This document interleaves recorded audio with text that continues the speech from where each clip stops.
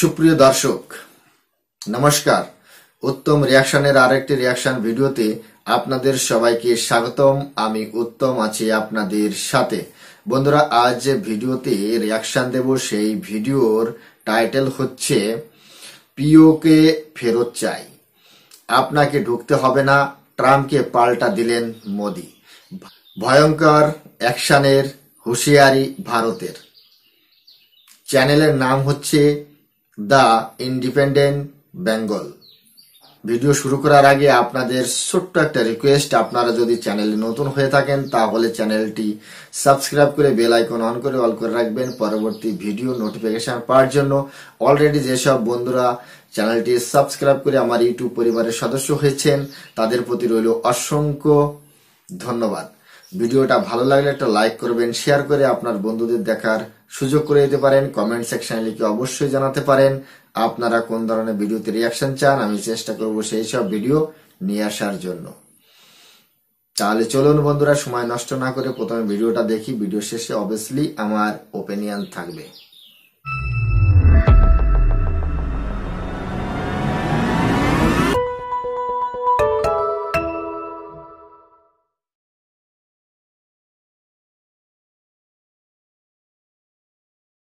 High level security meeting এ বসেছিলেন ভারতবর্ষের প্রধানমন্ত্রী নরেন্দ্র মোদী। সেই মিটিং শেষে ভারতের পক্ষ থেকে যে স্টেটমেন্ট এসছে তা নিঃসন্দেহে ভয়াবহ এবং বিস্ফোরক। ডোনাল্ড ট্রাম্প আজকে দুপুরে একটি টুইট করেছিলেন। তিনি কি বলেছিলেন টুইটে? তিনি বলেছিলেন ভারত এবং পাকিস্তানের মধ্যে কাশ্মীর নিয়ে যে 1000 বছরের ডিসপুট আছে তা তিনি মধ্যস্থতাকারী হিসাবে সলিউশন করে দিতে চান। এক্স্যাক্টলি টুইটের ভাষা ছিল, I will work with India and Pakistan to find Kashmir after 1000 years. মানে এই ধরনের কথাবার্তা উনি বলে দাবি করেছিলেন এই যে 1000 বছরের সমস্যা তা ডোনাল্ড ট্রাম্প ভারত এবং পাকিস্তানের মধ্যে বসে পুরো বিষয়টার মীমাংসা তিনি করতে চান। আর এখানেই ভারতবর্ষ আপত্তি তুলেছে। ভারতের পক্ষ থেকে পরিষ্কার বলা হয়েছে কাশ্মীর নিয়ে মানে ডিসকাশন পিরিয়ডে ভারতবর্ষ তৃতীয় কোনো শক্তিকে এন্টারটেন করবে না। আর কেনই বা করবে? ভারতবর্ষের ভার্সন হলো কাশ্মীর তো ভারতের। এইখানে কাশ্মীরের নির্দিষ্ট একটি অঞ্চলে পাকিস্তান জোর করে তার অধিকার ফলাতে চাইছে এবং জোর করে ওই নির্দিষ্ট অঞ্চলটিকে আটকে রাখার চেষ্টা করছে। যতক্ষণ না অব্দি পিওকে অর্থাৎ পাক অকুপাইড কাশ্মীরকে তারা ভারতের হাতে তুলে দেবে, এই কাশ্মীর নিয়ে কোনো সিদ্ধান্ত বা ডিসিশন অন্তত পাকিস্তানের সঙ্গে করা সম্ভব নয়, ডোনাল্ড ট্রাম্প চাইলেও সম্ভব নয়। অর্থাৎ কাশ্মীরকে কেন্দ্র করে ভারত পাকিস্তানের মধ্যে এই পুরো বিষয়টা কিন্তু সংঘাতে এক নতুন মাত্রা যোগ করলো এবং ভারতবর্ষ ওপেন স্টেটমেন্টে এরকম ভাবে জানিয়ে দিল কোনো না কোনো ভাবে ডোনাল্ড ট্রাম্পের অতি সক্রিয়তাটা হয়তো ভারতবর্ষ মেনে নিচ্ছে না এবং আন্তর্জাতিক স্তরে এই সিজফায়ার এগ্রিমেন্টের পর ভারতকে নিয়ে যে বার্তা গেছে সেই বার্তাটাও কোথাও না কোথাও গিয়ে ভারতবর্ষ কিন্তু পাল্টে ফেলতে চাইছে। একাধিক শকিং রিপোর্ট আজকে এই ভিডিওতে আপনাদের আমি দেখাবো। সিএনএন নিউজ অত্যন্ত গুরুত্বপূর্ণ একটি রিপোর্ট করেছেন। তারা বলেছেন যদি এই যুদ্ধ না থামতো তাহলে এই পৃথিবীর অনেক বড় এক সমস্যা দেখা যেত। আমি সেই রিপোর্টের ক্লিপিংস আপনাদের দেখাবো। তার আগে আজকে ভারতের কিছু ভার্সন আমি আপনাদের বলে দিই। ভারত পরিষ্কারভাবে বলে দিয়েছে এই যে ভারত পাকিস্তান যুদ্ধ ভাব ব্যাপারটা হলো সেখানে ভারতবর্ষ সম্পূর্ণভাবে ডমিনেট করেছে। এমনকি 11টা এয়ারবেস সম্পূর্ণভাবে তছনছ করে দিয়েছে কিন্তু ভারত। মনে রাখবেন এই এয়ারবেস গুলো পাকিস্তানের সম্পদ ছিল। অত্যন্ত গুরুত্বপূর্ণ একটা এয়ারবেস এর ভিতরে ছিল যার নাম নূর খান এয়ারবেস। এই নূর খান এয়ারবেস হলো পেশোয়ারে অবস্থান করছে, যা যা পাকিস্তান আর্মির হেডকোয়ার্টার। এছাড়া ভারতবর্ষ টার্গেট করেছিল রাওয়ালপিন্ডিকে। এই রাওয়ালপিন্ডি হলো পাকিস্তান আর্মির সদর দপ্তর। অর্থাৎ সব মিলিয়ে ভারতবর্ষ কিন্তু এক্স্যাক্টলি সেই পয়েন্টগুলো হিট করেছে যে পয়েন্টগুলো পাকিস্তান সরকারের main attraction point, importance point এবং এই পুরো বিষয়টা কিন্তু পাকিস্তানকেও কোথাও না কোথাও গিয়ে শক দিয়েছে। ভারতবর্ষের টার্গেটটা কি ছিল তা আপনারা বোঝার চেষ্টা করুন। ভারতবর্ষ চেয়েছিল প্রত্যেকটি জঙ্গি ঘাঁটিকে বেছে বেছে সম্পূর্ণভাবে শেষ করে দিতে। ভারতবর্ষের পক্ষ থেকে যে ভার্সন সামনে এসছে সেখানে একদম হুবহু সে কথাই বলা হয়েছে ভাওয়ালপুর এবং মুরিদকের মতো জঙ্গি ঘাঁটি যা পাকিস্তানের কাছে রীতিমতো সম্পদশালী একটা জায়গা ছিল তা ভারতবর্ষ সম্পূর্ণভাবে শেষ করে দিয়েছে। এমনকি ভাওয়ালপুর ভারতের যে ইন্টেলিজেন্স দপ্তর ছিল তাদের দীর্ঘদিনের টার্গেট পয়েন্ট ছিল, কারণ এই ভাওয়ালপুরেই ছিল জৈশ-এ মোহাম্মদের হেডকোয়ার্টার্স। এই জৈশ ই মোহাম্মদের হেডকোয়ার্টার্সকে সম্পূর্ণভাবে গুড়িয়ে দেওয়া, তাও আবার পাকিস্তানে ঢুকে মিসাইল স্ট্রাইকে, তাও কিন্তু নিঃসন্দেহে নজিরবিহীন। আজকে ভারতের পক্ষ থেকে সেই ছবিও প্রকাশ করা হয়েছে। মুরিদকে আপনারা জানেন, দিনের পর দিন এই মুরিদকে কাজে লাগিয়ে ভারতবর্ষ কিন্তু 26/11 অ্যাটাকও করার চেষ্টা বিভিন্ন ক্ষেত্রে করেছে। লাহোর থেকে মাত্র 30 কিলোমিটার দূরবর্তী জায়গা, এই জায়গায় পাকিস্তানের আইএসআই, পাকিস্তানের একাধিক অফিসার একাধিক মসজিদকে ব্যবহার করে ভারত বিরোধী চক্রান্ত দিনের পর দিন করেছে। সেই মুরিদকের ঘাঁটি কিন্তু ভারতবর্ষ সম্পূর্ণভাবে গুড়িয়ে দিয়েছে, মিসাইল স্ট্রাইক করেছে, যা পাকিস্তানের কাছে অত্যন্ত আতঙ্কের একটা বিষয়বস্তু হয়ে গেছিল। ভারতবর্ষ যখন পুরো অপারেশনটা ডমিনেট করছিল, তখন পাকিস্তানের পক্ষ থেকে একটি ভার্সন আসে। সেই ভার্সনে পাকিস্তানের এক্স চিফ মার্শাল সরাসরি স্বীকার করেন ভারতবর্ষ এবার চারদিক থেকে পাকিস্তানকে অ্যাটাক করবে এবং আমাদের কাছে কিন্তু মুখ লুকানোর আর জায়গা নেই। সেদিন পাকিস্তানের এক্স চিফ মার্শাল কি বলেছিলেন আমি একটু আপনাদেরকে শোনাতে চাই, এবং এই ক্লিপিংসটি পাকিস্তানের মিডিয়ার ক্লিপিংস, যেখানে পাকিস্তান মিডিয়া, পাকিস্তান সরকার, পাকিস্তান সেনা সবাই কাঁপছিল ভারতের এই আগ্রাসনে। Leadership job is to look into the future जी। आज जो हुआ है this should rattle all of us. ये बड़ा मुश्किल वक्त आ गया है जी, इसका हमारे पास एज ऑफ नाउ कोई जवाब नहीं है। और मेरे ख्याल में तो सूरत हाल परेशान से परेशान कुन होती जा रही है, बिकॉज डी एस्केलेशन नहीं होने वाली इस तरह से जब तक कि अमेरिका प्रेशर नहीं डालेगा। और याद रखिए 4 दफा इंडिया ने आप पे पूरा अटैक करने का प्लान बना लिया था। শুনলেন, এখানে পরিষ্কার বলা হচ্ছে পাকিস্তান সেনাবাহিনী কার্যত অসহায় আত্মসমর্পণ করেছে এবং আমাদের মুখ সম্পূর্ণভাবে চুনকালি আমাদের মুখে পড়ে গেছে। এবার প্রশ্নটা হলো, যখন প্রথম থেকে শেষ অবধি পুরো বিষয়টা ভারতবর্ষ ডমিনেট করেছে, তাহলে পাকিস্তান এমন কি করলো যাতে আমেরিকা হঠাৎ করে বিষয়টা ঢুকে গেল এবং দুজনের মধ্যে মধ্যস্থতাকারী হিসাবে কাজ করলো? আমেরিকার ভাইস প্রেসিডেন্ট জেডি ভ্যান্স কি বলেছিলেন মনে আছে? তিনি বলেছিলেন যে আমরা কখনো ভারত এবং পাকিস্তানের এই কনফ্লিক্টে ঢুকবো না, because this is not our business, আমাদের এটা কাজে লাগবে না, আমরা আমেরিকা ঢুকবে না। পরিষ্কার এই কথা বলেছিল একদিন আগে, কিন্তু একদিনের মধ্যে আমেরিকা সারা রাত ধরে নাকি ভারত এবং পাকিস্তানের মধ্যে মধ্যস্থতা করার চেষ্টা করেছে। কারণটা কি? আর এই কারণটাই কিন্তু আজকে সিএনএন রিপোর্ট প্রকাশ করেছে, সিএনএন নিউজ প্রকাশ করেছে। সিএনএন তো ভারত বিরোধী তথাকথিত সোকল্ড, মানে ভারত বিরোধী বলে আমি এই শব্দটাই বিশ্বাস করি না, কিন্তু ভারতের হয়ে কখনো সিএন যে ফলাও করে কিছু প্রচার করেছে এই নিদর্শন কিন্তু নেই। অন্তত ভারতবাসীরা সিএনএন সম্পর্কে একাধিক ভিন্ন মতও প্রকাশ করতে পারেন। এই সিএনএন এ বলা হয়েছে কোথাও না কোথাও আমেরিকার ইন্টেলিজেন্সের কাছে খবর গেছিল একটি অ্যালার্মিং কন্ডিশন তৈরি হয়েছে। পরিষ্কারভাবে আজকে সেই খবরকে রিটুইট করেছে হিন্দুস্তান টাইমস, যারাও বলেছে অ্যালার্মিং ইন্টেলিজেন্স ভারত এবং পাকিস্তানের মধ্যে কোথাও না কোথাও আমেরিকা পেয়েছে। আর এই অ্যালার্মিং ইন্টেলিজেন্স মানেটা কি? কেন হঠাৎ করে এই পুরো প্রক্রিয়াটি অ্যালার্মিং হয়ে গেল? আর এখানেই কিন্তু রয়ে আছে একাধিক বিস্ময়কর রহস্য। কেন আমি বলছি বিস্ময়কর রহস্য? আপনাদের মনে আছে আফগানিস্তান এবং পাকিস্তান বর্ডারে ঠিক কিছুদিন আগে একটি ভূমিকম্প হয় রিক্টার স্কেলে, যার মাত্রা ছিল 4। এই 4, এইখানে টেকটনিক প্লেট আছে, এখানে ভূমিকম্প হতেই পারে। কিন্তু একাধিক মহল থেকে মনে করা হয়েছে পাকিস্তান হয়তো লুকিয়ে এই পার্টিকুলার জায়গায় নিউক্লিয়ার টেস্ট করে ফেলেছে। এই নিউক্লিয়ার টেস্টের সূত্রই কি আমেরিকার কাছে পৌঁছে গেল রাতারাতি? এই অ্যালার্মিং ডিসকাশন বা অ্যালার্মিং ইন্টেলিজেন্সটা কি কি ভয় পাচ্ছিল আমেরিকা? যে আমেরিকা ভারত এবং পাকিস্তানের মধ্যে ঢুকতেই চায়নি একদিন আগে, একদিনের মধ্যে তারা এই পুরো বিষয়টায় ঢুকে গেল এবং ভারত এবং পাকিস্তানের মধ্যে মিডিল ম্যান হিসাবে কাজ করতে সাহায্য করলো। নিউক্লিয়ারকে নিয়ে পাকিস্তানের প্রাইম মিনিস্টার শাহবাজ শরীফ জরুরিকালীন ভিত্তিতে একটি মিটিং অবধি ডেকেছিলেন। আমি এই বিষয়ে বিস্তারিত ভিডিও বানিয়েছি। সেদিন অনেকে কমেন্ট করেছিলেন এই জিনিস হতে পারে না, পাকিস্তান এটা কোনোদিন করতে পারে না, কিন্তু বিশ্বাস করুন পাকিস্তান সব কিছু করতে পারে। আজকে অন্তত বোঝা যাচ্ছে যেভাবে 11টা এয়ারবেস ভারতীয় সেনারা সম্পূর্ণভাবে ধ্বংস করেছে, যেভাবে 9টা জঙ্গি ঘাঁটি যা পাকিস্তানের সম্পদ সেটাকে সম্পূর্ণভাবে ধ্বংস করেছে, যেভাবে রাওয়ালপিন্ডি, পেশোয়ার, এমনকি কোথাও গিয়ে ইন্ডিয়ান নেভিকে কাজে লাগিয়ে করাচি অব্দি পৌঁছে যাওয়ার পরিকল্পনা ভারতবর্ষ করেছে, আমার দৃঢ় বিশ্বাস তারা কিন্তু এই নিউক্লিয়ার অ্যাটম বা নিউক্লিয়ার এই বোমকে কাজে লাগিয়ে মানে ভারতবর্ষকে সামনে রেখে আমেরিকাকে ব্ল্যাকমেল করার চেষ্টা করেছে। এবং পরিষ্কারভাবে এই যে পাকিস্তানের এক্স চিফ মার্শাল যে কথাটি বললেন একটু আগে ফোন কলে আপনারা শুনলেন, যে যদি আমেরিকা প্রেশার ক্রিয়েট না করে কোনোভাবেই পাকিস্তানের বাঁচার কোনো জায়গা নেই। আমেরিকাকে কোথাও না কোথাও গিয়ে শাহবাজ শরীফরা এই নিউক্লিয়ার বোমের বা নিউক্লিয়ার অ্যাটাকের কোনো গুরুত্বপূর্ণ ব্ল্যাকমেল করেনি তো? এই প্রশ্ন কিন্তু আজকে সিএনএন তুলে দিয়েছে, আমার কথা নয়। সিএনএন এর ওয়েবসাইটে আপনারা যান, আমি তথ্যটা আপনাদের এই ভিডিওতে দেখাচ্ছি। আমার কথা বিশ্বাস না হলে আপনারা নিজেরা দেখুন। তারা পরিষ্কার বলছে একটি অ্যালার্মিং ইন্টেলিজেন্স এসেছিল ডোনাল্ড ট্রাম্পের কাছে। সেই অ্যালার্মিং ইন্টেলিজেন্সের জন্যই তারা মোদি এবং পাকিস্তানের যিনি রক্ষাকর্তা বিধাতা সেই শাহবাজ শরীফ এবং আসিম মুনিরের সঙ্গে পুরো ডিসকাশনটা করে একটা মধ্যস্থতাকারী জায়গায় নিয়ে যায়, এবং এই পুরো বিষয়টা নাকি সারা রাত ধরে প্রায় চলেছে। এই জন্যই ডোনাল্ড ট্রাম্পের টুইটটা মনে আছে, তিনি পরিষ্কার লিখেছেন যে সিদ্ধান্ত দুই দেশের নেতারা নিলেন তাতে বিলিয়ন্স অফ ম্যান, অর্থাৎ অনেক মানুষ, লক্ষাধিক মানুষ বেঁচে গেলেন।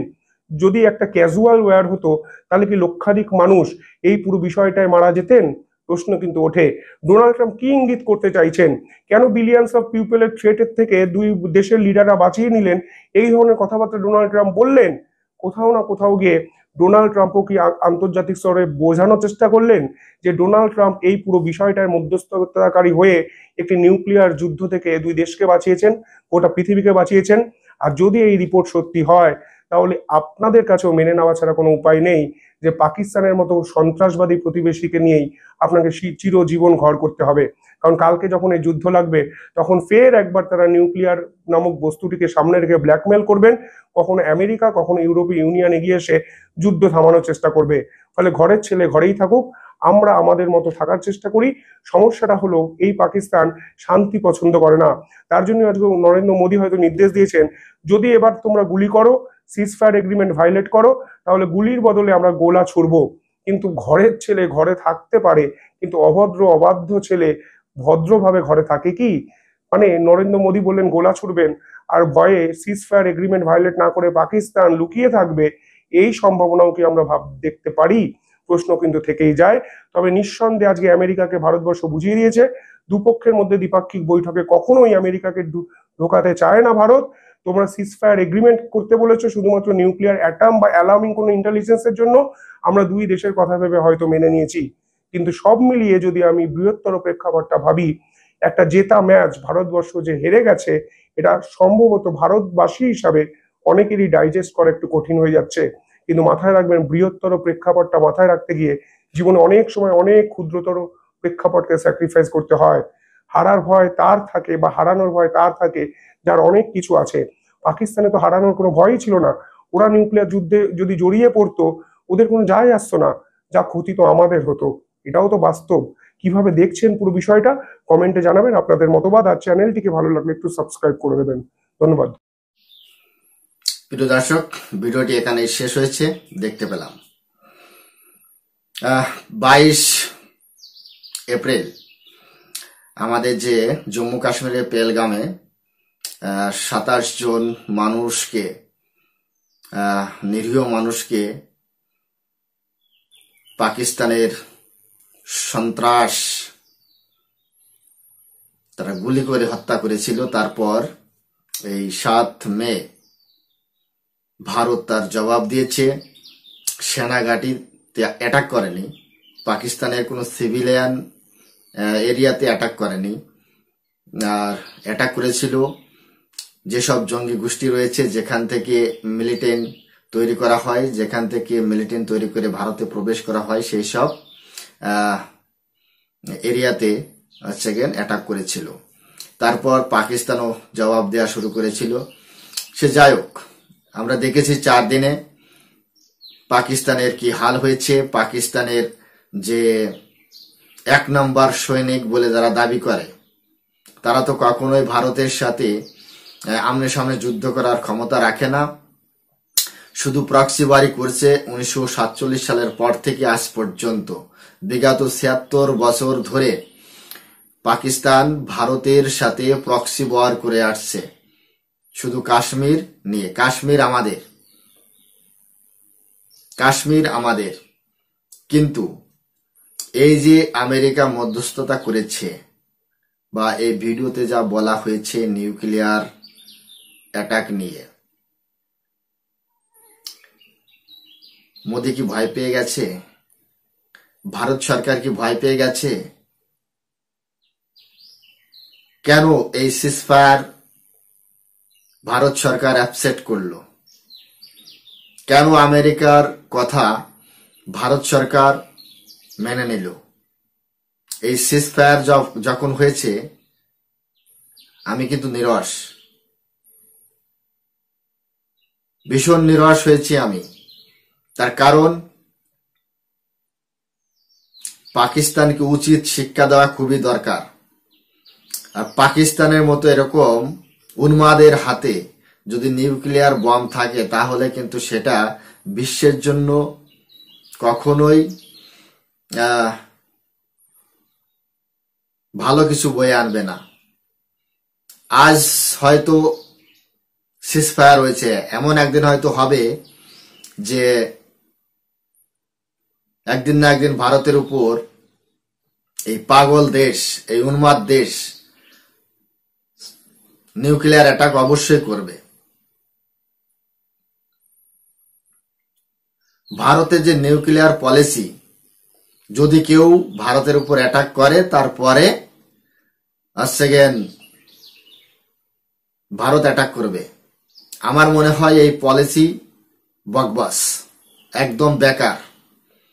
আমার মনে হয় এই পলিসি থেকে ভারতকে অতি শিগগিরই বেরিয়ে আসা উচিত। তার কারণ আমাদের ফার্স্ট রেসপন্স হওয়া উচিত। পাকিস্তান ফার্স্ট রেসপন্স করবে, তাদের পলিসি এটাই যে আমরা কোনো কথা শুনবো না, যখন দেখবো যে আমার দেশ বা আমার সভরেনিটি মানে বিপদের মুখে পড়েছে তখন অবশ্যই আমি নিউক্লিয়ার অ্যাটাক করব। আমরা কি করি? আমরা কিছুই বলি না। তবে আমাদের সরকারের উচিত এই যে পলিসি রয়েছে আমাদের নিউক্লিয়ার পলিসি, এর থেকে বেরিয়ে আসা। আমাদেরও ফার্স্ট অ্যাটাকের পলিসি নিতে হবে। আমেরিকা মধ্যস্থতা করতে চায় কেন কাশ্মীর নিয়ে? আর আমেরিকার যে প্রেসিডেন্ট, তার যে টুইট, কাশ্মীরের সমস্যা বিগত ৭৬ বছর ধরে, ১০০০ বছর হলো কি করে? ১০০০ বছর হলো কি করে এই সমস্যা? আমেরিকার যে প্রেসিডেন্ট সে কি পাগল? তার তো এই টুইট থেকে বোঝা যায় সে যে কত বড় উন্মাদ, কত বড় পাগল। এই টুইট থেকে ইজিলি বোঝা যায়। ভারতের সমস্যা, পাকিস্তানের আর ভারতের মধ্যে যে সমস্যা, সেটা কিন্তু ১০০০ বছরের নয়, অনলি ফর 76 ইয়ার ওল্ড। কিন্তু এই যে আমেরিকার যে উন্মাদ, এ নিজেকে কি মনে করে? এর কথা কেন শুনতে হবে? এর কথা কেন মানতে হবে? এরা যখন অ্যাটাক করে তখন কি হয়? এখন আমেরিকা যদি বিশ্ব শাসন করে থাকে তাহলে আমেরিকার কর্তব্য রয়েছে এখানে, ইউএন এর কর্তব্য রয়েছে এখানে যে পাকিস্তান থেকে এই নিউক্লিয়ার বম ছিনিয়ে নেওয়ার। তো বন্ধুরা, ভিডিও সম্পর্কে আপনাদের কি মতামত সেটা কমেন্ট সেকশন লিখে অবশ্যই জানাতে পারেন। চ্যানেলে নতুন হলে চ্যানেলটি সাবস্ক্রাইব করে বেল আইকন অন করে অল করে রাখবেন পরবর্তী ভিডিও নোটিফিকেশন পাওয়ার জন্য। অলরেডি যেসব বন্ধুরা চ্যানেলটি সাবস্ক্রাইব করে আমার ইউটিউব পরিবারের সদস্য হয়েছেন তাদের প্রতি রইল অসংখ্য ধন্যবাদ। ভিডিওটা ভালো লাগলে লাইক করবেন, শেয়ার করে দেবেন। সবাই ভালো থাকুন, সুস্থ থাকুন। দেখা হচ্ছে নেক্সট ভিডিওতে। নমস্কার।